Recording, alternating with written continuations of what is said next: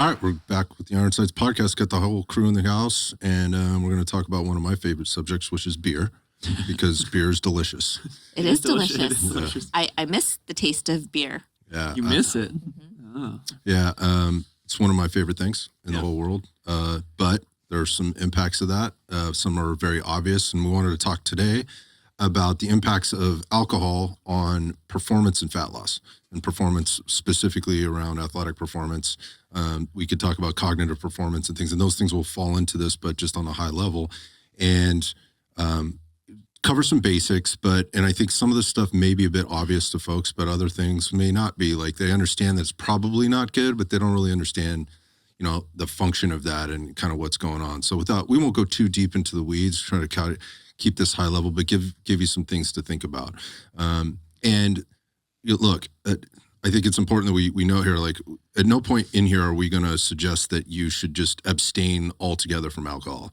There's reasons for that, and people have their reasons for doing that, and you do you for whatever those things are. That's not what we're talking about. Like, you're not going to hear us say that. If you drink it, we just want you to better understand, like, how it's impacting you. Make an informed choice. Yeah, that's at the end of the day. Like, what am I getting from this, and what's the cost benefit, and what's my return on investment going to be with the training that I do if I'm regularly consuming this, timing, those kinds of things. So anyway, that's what we're diving into today. So as we get into just alcohol in general, just some key points to maybe understand about alcohol and metabolism, and just kind of how it impacts you again on the fat loss or things to understand before we start talking about the fat loss component. Specifically, or the athletic performance component. So this is where Steven's conversations probably go pretty regularly with regard to when he's talking to the nutrition-based clients who are maybe tracking their calories, recording things, especially at the beginning when we ask them to kind of, hey, we want you to make sure you're recording everything so we get a good picture of what's going into the system, what are the inputs, so that we can start to maybe manage those inputs a little bit to get a better output. And there's some stuff that usually comes up for people that shocks them a little bit. Yeah, so I was actually just having this conversation with a nutrition client prior to us hopping on here. I did want to just make a brief aside before we get into it in a little more depth. Some of the things that we're going to get into today, it might kind of sound like an indirect hatchet job on alcohol consumption, right, and moderation, and essentially if you want to achieve your goals, you just need to drink less. I just want to acknowledge if there's anybody out there that is struggling as far as their alcohol consumption, as far as the idea of just drink less is easier said than done. We're not coming from a high horse health guru standpoint here. I myself struggled with alcohol consumption for a good 12 years. I'm 34 now. From about 18 to 31, alcohol was ever present in my life, and it caused some very real negative consequences in my life. And at the same time, I was mindful of my health. I was eating well. Right. I was exercising.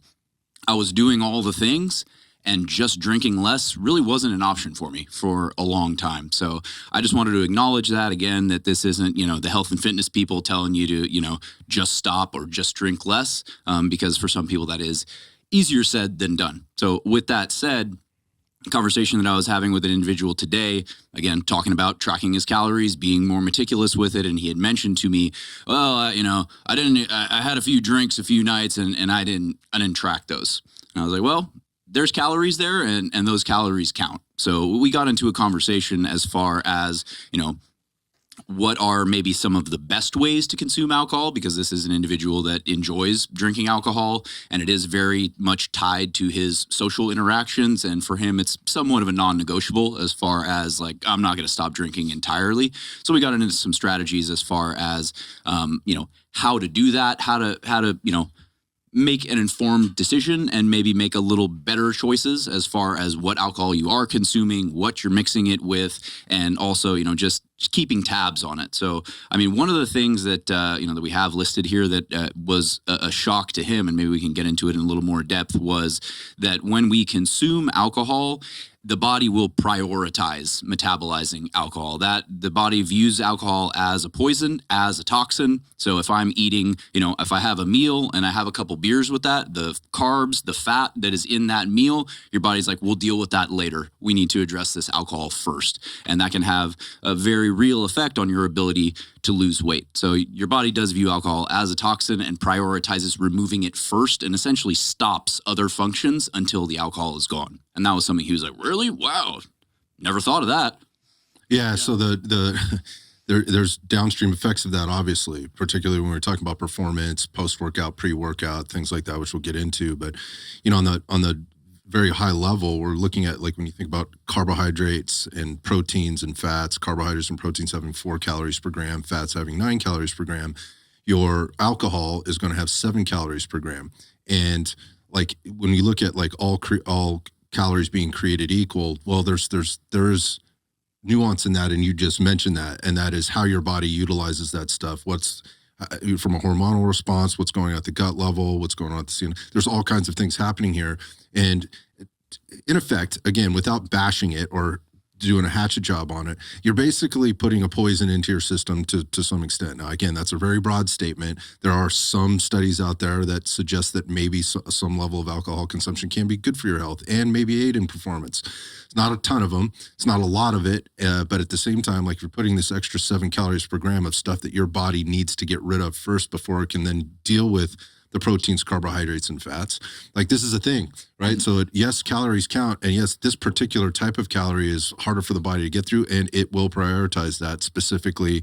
Again, basically partitioning off everything else and what you'd like to have coming on board with your protein and your carbohydrate and your fat.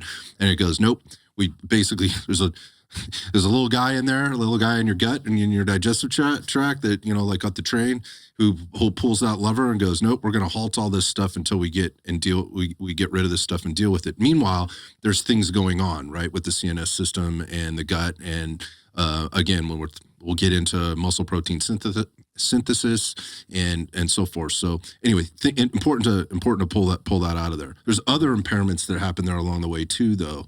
When we start getting to gut, as it relates to like absorption. Mm-hmm. Yeah, as far as nutrient absorption is where you're driving at there. Yeah, I mean, it's fairly ironclad that alcohol has a negative effect on your digestive system and on your gut, and where that comes into play, not only with, just your what's called intestinal permeability, basically the integrity of your intestinal lining. Chronic alcohol consumption can really create some issues there as far as breaking down the integrity of your gut. But even if you're not drinking, chronically or excessively, there still could be a poor or a malabsorption of nutrients that's taking place. So your body is not processing. You're eating the same food and you're not processing it to the same degree. And you could be actually sort of leaching some of the nutrients out of the food that you're eating. So you're not getting as much nutrition from the same food if you are consuming alcohol on a regular basis. And over time, again, with chronic or excessive use, that breakdown of your digestive system, inflammation in your gut, that can lead to a whole host of other issues. So, I mean, there is, there's moderate drinking, and then there's, chronic or excessive drinking that is pretty obviously bad for you in a lot of ways. But I think what we're maybe leaning towards today was a little bit more about like moderation. If I'm more of a social drinker, things like that, some things to look out for. But you are not going to be absorbing the nutrition in the same food as well if you're consuming alcohol, especially not at the same time. And there's so many factors that go into that, based on who you are, how your body deals with alcohol different to somebody else, enzymatic response, how much muscle mass you have. There are so many factors here. And so this is where it's a little bit misunderstood. And when I say that, there's just so many factors. It's hard to put a pin in alcohol did this or didn't do this in terms of my performance or my fat loss. A good bit of his indirect effects. Yeah, that's the way to look at it. So you can't like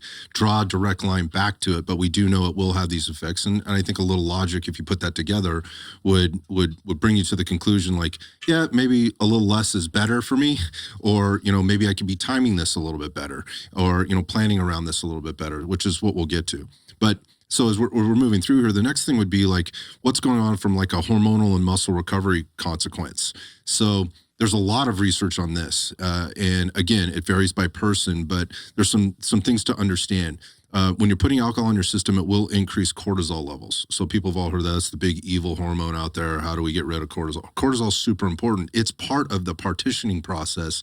You're actually chasing the cortisol to some extent when you are doing like your heavy resistance training routine. You're looking for that. It's going to partition those macro and micronutrients, macros specifically, to the places that they need to go. Like, what fuel do I need right now, and where do I put it? Mobilizing carbs, put to use. Yeah, and as well as protein, and then how that interplay happens at the cellular level. So, when you stick this stuff in there, you're going to have an increase in cortisol, and what that does is that will directly impact the balance between cortisol and testosterone. So particularly for you dudes, but also women have testosterone, they need that as well.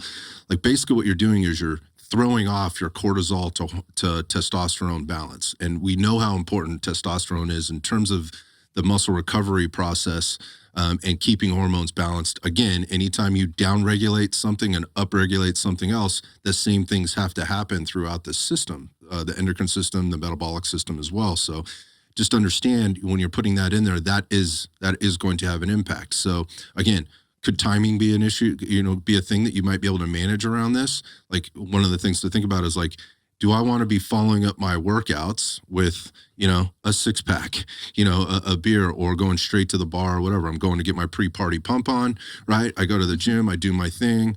Then I put in this meal that's been well planned, and then I go out, to do whatever I'm going to do, meet my buddies at the bar for a happy hour or whatever. And then I basically put all this stuff in there that just inhibits everything that I've been trying to mitigate, right? So things to think about there. We've talked, again, going back to the protein synthesis thing, we know this is unequivocal. Like, alcohol will inhibit the way your body takes that protein and does the things it needs to do inside the muscle cell or the muscles at a cellular level. So it will inhibit that.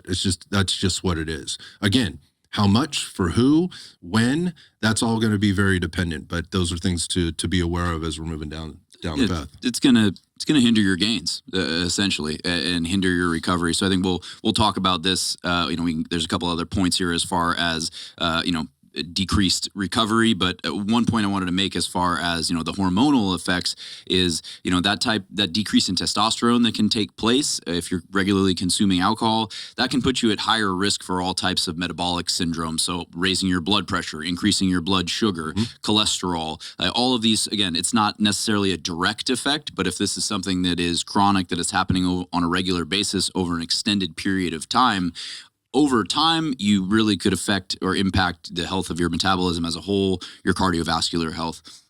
So just wanted to make that point. But, outside of the protein synthesis, the hormone response, I think that the sleep disruption is a really big one. And anybody who has, any type of wearable device that gives them sleep tracking data, it's night and day as far as your heart rate variability, your resting heart rate, your REM sleep.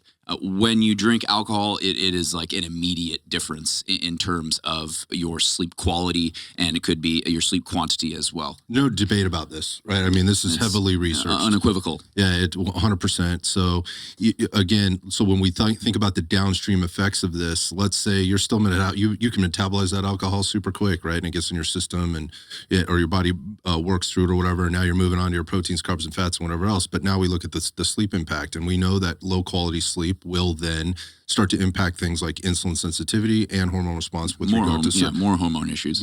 So there's again, when we talk about the downstream effects, this is what's going on. So sleep is a huge one. And we've said this we've talked about sleep in depth in other shows, but when you look at like all the factors that go into this, we talk about nutrition, proper training program, recovery protocols, and sleep trumps basically everything in terms of the impacts that you can get, the very real impacts you can get on a positive side when that starts to get in line, when that sleep hygiene is well taken care of. So just understand that this will impact your sleep or sleep hygiene, and that does have downstream effects, not just on the day of, but the following day. And sometimes there is some research to suggest in athletes that it can impact them up to 2 weeks later. Again, this very this is a lot of variability here for everybody, but these are the things that happen there. Last thing I would say is just, and this is an important one, very important one, particularly on both the fat loss, but more specifically the performance aspect, is the dehydration effect and what's going on there. One. Yeah, it's a huge one. So there's a few things that are happening here. First off, alcohol is a vasodilator, right? So it opens up the blood vessels, right? Which then means an increase in heart rate, right? So because your body has to backfill that extra space. So your heart has to backfill that extra space. So now we've got increased circulation, right? A couple other things going on there is the leaching of sodium from the system when you put alcohol in there. So anybody that's gone out drinking or whatever, like depending on what your pee schedule is, like you start putting a little bit of alcohol in there, you recognize it. I'm peeing more. What's going on? Basically, it's impacting your body's ability to retain fluid. So there's a sodium potassium balance that needs to happen in there. And what you have is this leaching of sodium, which then offsets potassium. So now you have more potassium than you need, less sodium than you need, and your body's trying to find this. It's basically getting rid of the salt, for lack of a better term. So when you do that, obviously you are then going to be dehydrating, and you're dehydrating everything. So going back to muscle protein synthesis and how important hydration is for that, as well as performance, when we talk about your body's ability to cool itself and maintain hydration through your workouts or your plan, we've got some impacts there. Again, unequivocal. To what extent it will impact you, that depends. That depends. But those are things to be aware of kind of what's going on and why it's happening there. And when you think about that, when you start to dehydrate the system and your blood pressure's up, then your body has to increase circulation to get the fluid, right? The fluids to the extremities of the body, and that could increase that could decrease your body's ability to evaporate things. So as you're out there sweating, anybody that's been out there like training in the heat, at some point, like if you stop sweating, like you're gonna get dizzy quick after that. You're in trouble, right? You're in trouble. You start to get salty, right? Like your shirt starts to have the salt stains or whatever on it. Like that's your body's leaching that stuff out of there, and you're probably doing it at a faster rate than you can replenish it unless you're really well planned. Add alcohol, you're digging yourself into a little bit of a deeper hole. Yeah, I mean, I don't think it's, I don't think many people are going to deny, like, do you feel better working out when you're hungover? Like, I would say probably not. So that is those after effects. And yeah, some people can maybe deal with it better than other people. Some people feel less affected. Some people feel like they got hit by a truck. But the just plain reality is your performance is going to suffer the next day due to several of the factors that we talked about: impaired sleep, dehydration, hormone issues, as well as impaired protein synthesis. So it's hard to argue that it's really doing you any favors. It's really a matter of mitigating how much damage it's actually doing. Yeah, so how this trickles down then into like performance impairments, when we start looking at things. Well, I think the thing that would be most obvious to people is obviously what happens with the central nervous system. You drink enough, things happen, right? You start to feel a little loose, judgment becomes impaired, those kind of things. Now, I would hope that people listening are not drinking before they're going to the gym. It's generally happening after, right? But obviously, when you think of what's happening there in terms of neuro controls and what's going on with the neuromuscular system and whatnot, having that alcohol on board even the next day can impair that. So when we think about functioning at the highest level that we can for whatever the performance output we're looking for is, having a downregulated central nervous system is not doing you any favors. We talk about this stuff all the time. We get deep into the weeds on, your warm up, right? Your pre-work, getting into the thing so that everything is switched on and working at a quote unquote optimal level so that you can get the gains that you're looking for, whatever those happen to be. Yeah, I mean, it's like a lot of the intention we talk about with, like you just said, with workouts is we're trying to upregulate the nervous system in that time, right? And that kind of tied to the cortisol and all those things, but we're trying to get this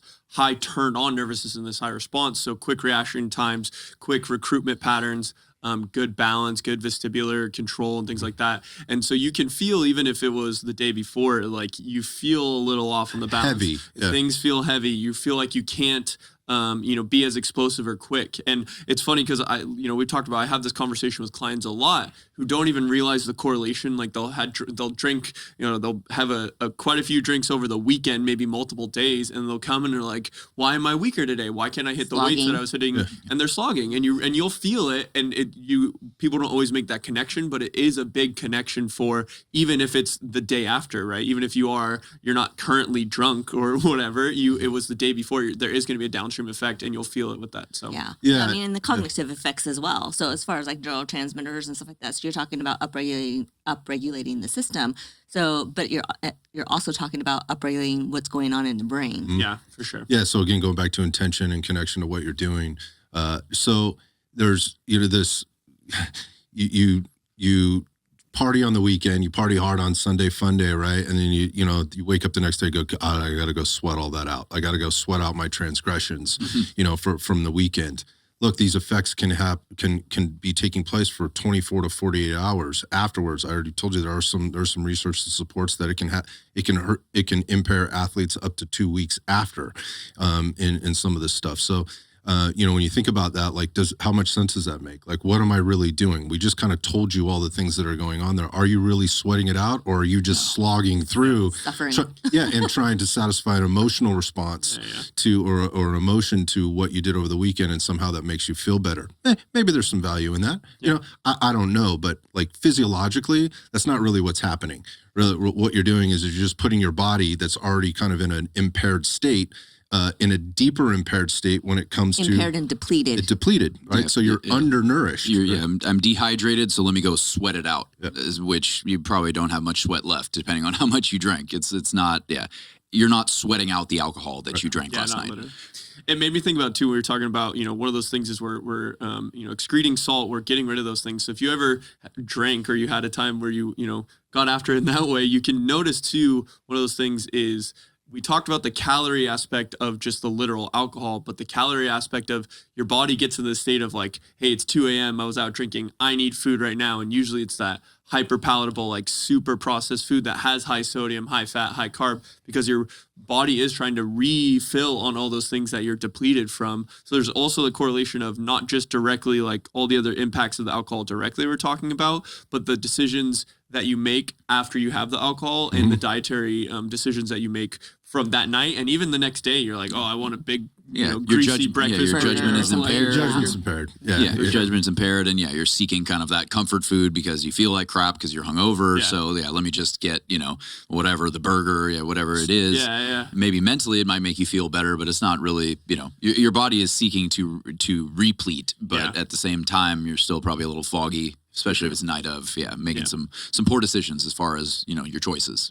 Yeah. So it's a really good point. Like when you drink it, there's not a person on the planet that's had a few drinks and then, been out socially or whatever, and they're making decisions You like get the kale salad. I wouldn't exactly. Everything just tastes better, right? Like, and at the same time, nothing seems to satisfy the urge. Like that's the late night, pizza, after drinking at the bar or whatever. And that's nothing wrong with pizza. I'm just saying, everybody knows what I'm talking about, or the fast food or whatever else. They're trying to satisfy that sweet, salty, crunchy, savory thing. Again, that's a downregulation of, your brain probably would have been kicked on to like, not that the food tastes terrible when you're not, when you haven't been drinking. The point is that you're making a decision that you wouldn't typically have made. And there are some other hormones that are going, that are being downregulated and that would probably tell you to stop, right? They're being inhibited. So again, that's an important thing to kind of recognize. Again, I don't think there's a person on the planet that's had several drinks. It's like, that I don't typically order dessert, but tonight I'm all in, like bring that thing,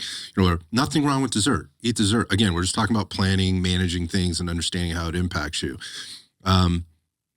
One of the things we talk about quite frequently here is, when we talk about training is, how do we do that and avoid things like getting injured or sick or things like that? I think that's a concern for anybody that's concerned with their health. And alcohol can certainly impact those things. We already talked about like nervous system stimulation or downregulation and some of the obvious things that come along with that. Don't drink and drive. Why? Reaction times are down. Visual acuity is down, right? Decision making becomes impaired. Things move a little slower, but they're actually maybe moving faster, all that kind of stuff. So that, I think that makes good, obvious, sense, or that's logical. But some of the other things to think about is when you are drinking alcohol, again, you're going to have this uptick in cortisol, which is a suppressor for your immunity system. And so regularly doing this, especially if you're already fatigued, right? You're already in the hole. You're on that. You've been working hard all week. Maybe you're a little lower on the calories for the week. You push a little harder during your workouts. You're not getting as much sleep for all of the reasons that come along with those kind of things. It can downregulate that immune function, and which can leave you susceptible to, picking up a virus or, having something flare up or whatever else. So things to keep, in mind there. I mean, we could go into like, oh, if you do this, you're going to get hurt. That's not what these podcasts are about. Like, but think about that. That makes good sense. Like, if I'm trying to stay healthy, fit, and recover and make progress, how does, consuming alcohol help or hurt me, to your point? Like, you're probably not doing yourself a lot of favors. Again, I just told you to open up this thing with like, I love beer. I'm not going to stop drinking beer. Like, I love drinking beer. When I decide to stop, I'll stop. Right. I've done it before, and I just manage it through my days and my weeks and my months. So the point of it is like, again, like being smart about it, being well planned with it, making more informed decisions about it. If you just look, you go on one of those winter trips, vacation trips, or summer vacation trips, and you have the family that you haven't seen forever, and they bring all their filthy little kids with them, right? That have been in preschools and schools or at other day camps or whatever. And you cram everybody into a house for a week. Everybody's celebrating. We haven't seen one another for a while. We're on vacation. We're drinking. We're staying up late. Like, we're going hard during the day. We're outside of our typical eating patterns. Maybe we're being active. We're hiking. We're probably not focusing on hydration. Probably not. Like, or you think you are because you've had, X amount of drinks that day or whatever else. Like, that's when immune function starts to come. And anybody that's been on one of those trips, somebody comes back sick, right? The germs get passed around, right? And they wind up sick. Why? It likely because immune function was suppressed, right? And you were exposed to something that now you're not in a good position to fight off. Now you're vulnerable. And, Right. if you're trying to stay consistent, if you're trying to make progress, being sick knocks you out of the gym for 3-4 days. Obviously, that's going to impede your progress. And then it takes probably a couple days after that to kind of get back in the swing of it. So you're essentially creating breaks and obstacles that wouldn't be there otherwise. Yeah. So, and what does that do to your emotional state, right? And people start making weird decisions when, again, like, oh, I just drank way too much tomorrow. So yesterday. So tomorrow I have to go in, or today I have to go in and punish myself. Do my for penance, this yeah. and go harder. Maybe we don't do that. Maybe we ease back into it. We go in, we get active, we get the blood pressure up a little bit or the heart rate up a little bit. We push around some. I'm just saying there's ways to manage around this a little bit without completely cutting out alcohol. But those are things you should be thinking about, I think. Look, so that's kind of like a breakdown of how alcohol does impact the system, like from a metabolic perspective, like deeper, and then how those things play into, building muscle and burning fat. And Stephen, I think, handled it with like, look, it's going to impair your gains at some level. But to his point, like, hey, look, like there's some people that shouldn't be drinking at all. Right. And there's some that are going to and can and do fine with that and manage around it. And then there's some that don't do it at all. So this maybe isn't relevant to them, but maybe they've gained some information from it that they can then pass on to their buddy or their spouse or whatever else about how this stuff impacts them. But just some practical considerations and like real talk about alcohol. Because again, I've tried to do that, try to be real up front, about, look, I'm going to drink beer when I see my friends or whatever. That's part of the deal, right? So there's some social to this, right? And think about that. Like, okay, is there anything wrong with that inherently? No, go do those things. But how much other or how much more consumption are you doing in between those times, and how could that be impacting you? How do I manage around that a little bit? You can include it. Just be responsible and be informed, when you're doing it. Again, just like with Stephen and his client, like, well, I know this client's going to drink. We deal with clients all the time that have drinks. That's part of the deal. How do we work through that? What is your lifestyle? Are there things that we could be cutting back on? Just like maybe we need to be cutting back on total calories. Maybe we need to be cutting back on total fat and increasing our protein. Maybe we need to cut back on the alcohol consumption or the frequency of that alcohol consumption when we do it. How do we plan our training program around that? You know, like if you know every Friday night you're meeting with the boys, you're going out and you're getting fucking smashed, then plan Saturday and Sunday accordingly. Also plan Thursday accordingly. What can I do to make sure that my hydration is in line and my nutrition is in line and my sleep is in line and things like that. Fortify yourself before you go into battle. Yep. Well, and not to say that we're advocating again for necessarily getting smashed on a Friday night, but I do think if we're going to kind of a little bit play devil's advocate for this, I do think there is, on the other side of things, there is negatives to like social isolation, right? And so one of the arguments I think for drinking, and not that you should rely or that you need to rely on having a healthy social life and being able to relax and have fun and have good connections with people, but the ability to do that, alcohol can assist in that in certain situations with when handled correctly and to a safe amount. But if you are someone that you're abstaining from alcohol, and that's partially that you're abstaining from having healthy relationships and you're just stuck on the grind and you're not building connection with others, there's a downstream effect of health concerns with that.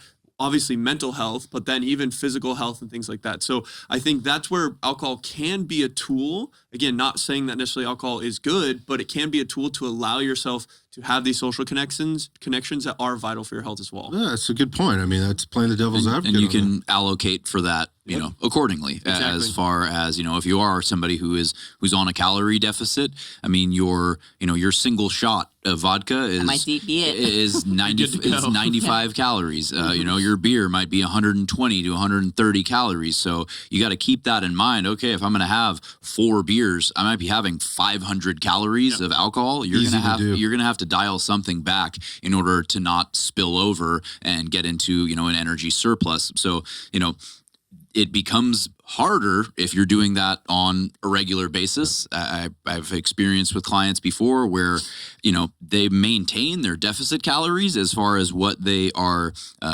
what they're tracking. Consumption. But alcohol is crowding out some of those more vital nutrients. So, yeah, I'm staying within my calories, but you're only getting, you know, whatever, 1,800 of your 2,500 calories is actual nutritious food, and then the rest is just filled up with alcohol. So you're still in a deficit, but are you now undernourished because alcohol calories are crowding out food? And what is the what is the downstream effect of being undernourished? We talk about that all the time. Like, it's not that you're overtrained, right? It's not that you're under recovered. You are undernourished. And how does that play into the thing? And I think, to your point, like, that works until it doesn't. Like, it'll work. You're in a deficit. Like, you do math, you're in a deficit. You're probably going to lose some weight. But where does that take you in the longer term? So I think the point of that is context matters here. Yep. Like, where are you in your training plan? Where are you in your fitness journey? Where are you in your journey to better health? And how does this fit in? All of those things are different. When we start looking at things like what we call the triangle of awareness, like, do I have purely aesthetic goals? Do I have longevity goals? Or do I have more of a performance goal? And where does this fit in? So, again, like, if you are trying to compete for a specific event, like, maybe at the beginning of your 4-month training phase, there's a little bit more alcohol in there, but what have you planned to begin to pull that out as your training program starts to ramp up, or you're working to peak performance for the day of your event? That can be done. You just need to be informed on how to do that. Going back to maybe what people don't understand is, like, on the beer thing, like, what do you drink? The context matters. Like, are you drinking a Modelo or a Miller Lite, or are you drinking a double IPA, right? Those double IPAs have way more calories. So you went back to, like, you just put in 500 more calories. Look, some of these IPAs out there have 300 calories in a 16 or 20 ounce can, right? That's 1,200 calories. That's more than double, right? Mm-hmm. It's going to be more than double in some cases what you would get if you're drinking a lighter beer. And hence we have things like Michelob Ultra, Corona's got one out there that's a new one. Coors. Coors has. I mean, Coors Light though, it's great because it's practically water, so you're hydrating while you're drinking the beer too. So that's Is the that what you're attitude telling we're yourself? talking C-minus, yeah. That's the attitude we're trying to get people to be more aware of. I'm kidding. Don't. It's not. Yeah, but that's the point. Like context matters here. And where is it impacting things from a total caloric intake, just on the types of beer or the types of alcohol. You mentioned at the top, like, hey, what are you mixing this with? If you're drinking liquor, I'm not going to advise anybody on what they should do, but when you start obviously adding mixers and juices and Sugars. what additional calories are you bringing on, and how does that impact all the stuff we talked about, right? In terms of onboarding additional carbohydrate, and again, you put the alcohol in, and let's say you're drinking the daiquiri, something like that, right? You put which got the frozen berries and the mixer in it, and you put some whipped cream on top because that stuff's delicious, right? And whatever else you're sitting around the pool, plus the alcohol. Well, everything that's sitting on top of that alcohol gets handled later, right? So again, your body has to handle that alcohol first, and how does that impact you? So all that extra stuff is more likely to be stored. That's the point on the fat loss side of things, right? So, if your goal is fat loss, again, going back to context matters, like where are you? What is your goal? What are you trying to achieve here? And understanding like how the decisions you make, obviously with the inputs that you put in, this being specific to alcohol, can and will impact you in terms of your aesthetic goals, in terms of your performance goals, in terms of your health and longevity goals. We going back to the gut and things like that, look, it's going to it will impair like vitamin B uptake, zinc uptake at the gut level. Those things are vital, right? We already talked about like the sodium perspective and how important that is for health, but less for health, but more for the performance, also for health and keeping your heart and your vascular system healthy, as well as your metabolic function. So if you're depleting yourself of that, right? Even if you are managing, hey, I'm drinking the light beer and I'm only doing a couple of them a week, but I have these other deficiencies. Something to think about here as well is alcohol will impact the process of gluconeogenesis. That is the turning of proteins into a usable sugar or carbohydrate for fuel, right? That your body, actually most bodies are very good at this. Not everybody's body, but most healthy bodies can be very good at this. So context in terms of what does your eating pattern or lifestyle look like? Are you carnivore, right? Are you keto, right? If we're talking about keto, right? You're putting alcohol in. You're not keto, right? You're just not going to be. You're not going to be in ketosis if you're putting that in there. But like on the carnivore side of things, if the majority of my energy demands, like when we go through the energy systems and how your body needs what substrates your body needs in order to perform, your body's probably gotten pretty well fat and protein adapted to powering you through those things. Well, putting in this alcohol is you're going, well, I don't eat carbs, so I can kind of have a little extra alcohol. Yeah, but it's going to diminish your body's ability to turn that protein that you're dependent on for energy stores to power you through your workouts, that which is glucose, right? For the majority of the time, it's going to impair your ability to do that. So again, context matters here. Absolutely. And I would say as far as, the question that always comes up is, okay, yeah, I do like to drink. I like to hang out with my buddies, whatever the case may be. What should I drink? What choice should I make as far as if I am choosing to consume alcohol, what is going to be your favorite word? What is going to be the most optimal choice? I would say none is going to be most optimal as far as weight loss and performance.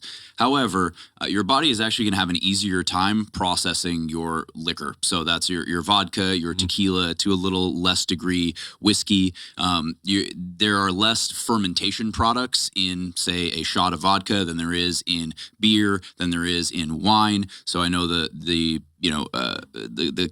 thought is, oh, well, hard liquor, that's bad for me, hard liquor. Really, your body actually processes that easier because there's less additional byproducts in liquor than in beer or wine. Also, if you're thinking about it, liquor is quicker. You may be able to get to the feeling that you're looking for in fewer calories than if you have a few shots versus if you have 5 beers. You get the same buzz, but with fewer calories, fewer carbohydrate, and it's easier on your body. And along the lines of the sugary mixers, I would avoid them. So, like your vodka soda, your tequila seltzer, whatever. Well, that's kind of gross, tequila and seltzer, but you know what I'm saying?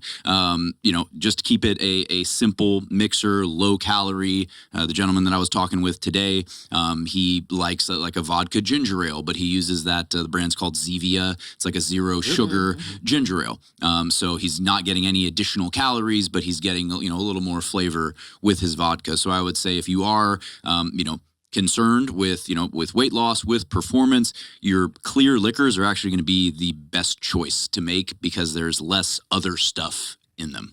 Yeah. So just a couple of things, just a couple strategies going through and wrapping this up. First off, just like you plan to go drinking with your friends, plan drink-free days, right? Do you need to do this every day? And where is the appropriate time to put in both, right? So that's just one thing. Again, that might sound very elementary, but you should be planning for everything. The second thing I would say is these calories count, right? So anything that you're putting in there, especially on your fat loss journey, this is going to matter, and it matters a lot for the reasons that we already said, in terms of how your body responds to alcohol from a partitioning level, like from a macronutrient partitioning level. This will impact your fat loss efforts, and not necessarily in a good way.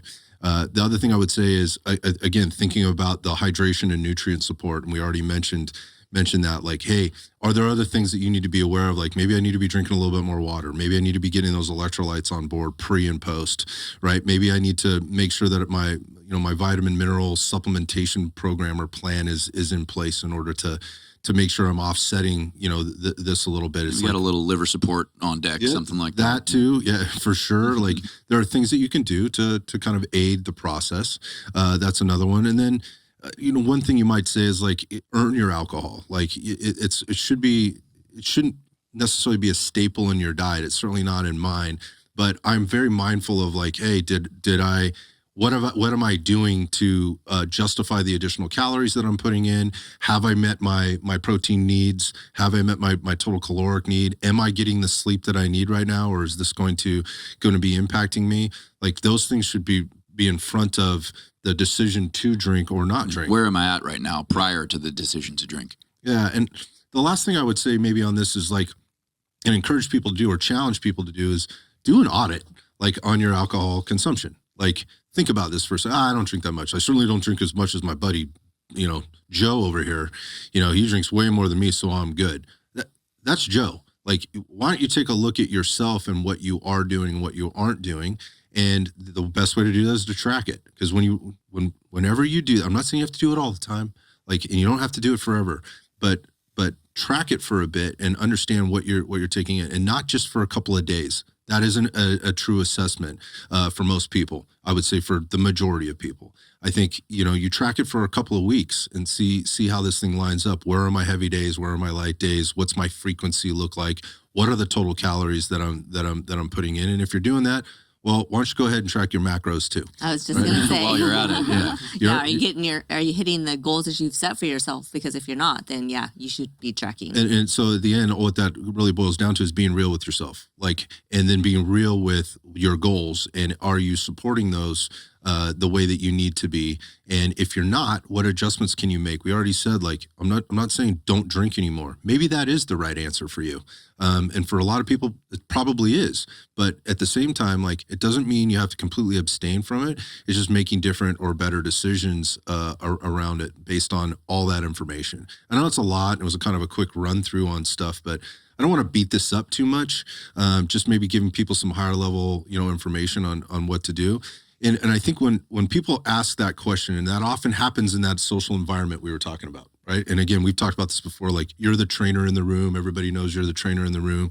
They see you eating something, they see you drinking something, and they go right to the questions. And now all of a sudden you're at work, and they want to get into this deeper conversation about what they're doing and what works for them. And then ultimately they want to talk about their friend CeCe, who had all this success doing this thing, or Betty, who hasn't had success. And this is the exact reason why. It's because she, does this. And then there's also Sally out there who will go to her grave and say, there's no way this bottle of wine I'm drinking tonight is impacting my fat loss. So there's all these different levels of denial and trying to, what's the word I'm looking for? Like justify what they're doing. So the important thing is that you're very real with yourself, and, you know, you're not signing off on your own bullshit.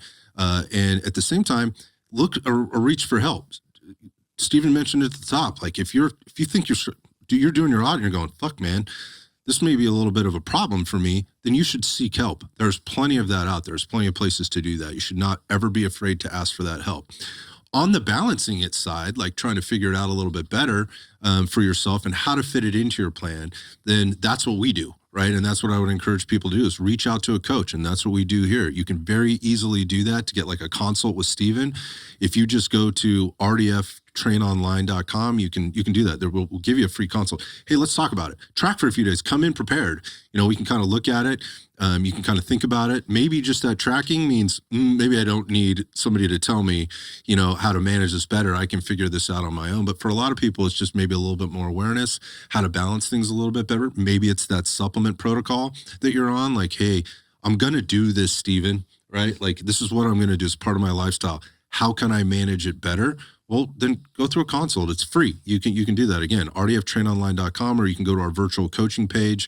There you can set up a call to meet with anybody, but you can meet with Stephen specifically on the nutrition side or the training side of things, and we can maybe help you kind of figure it out.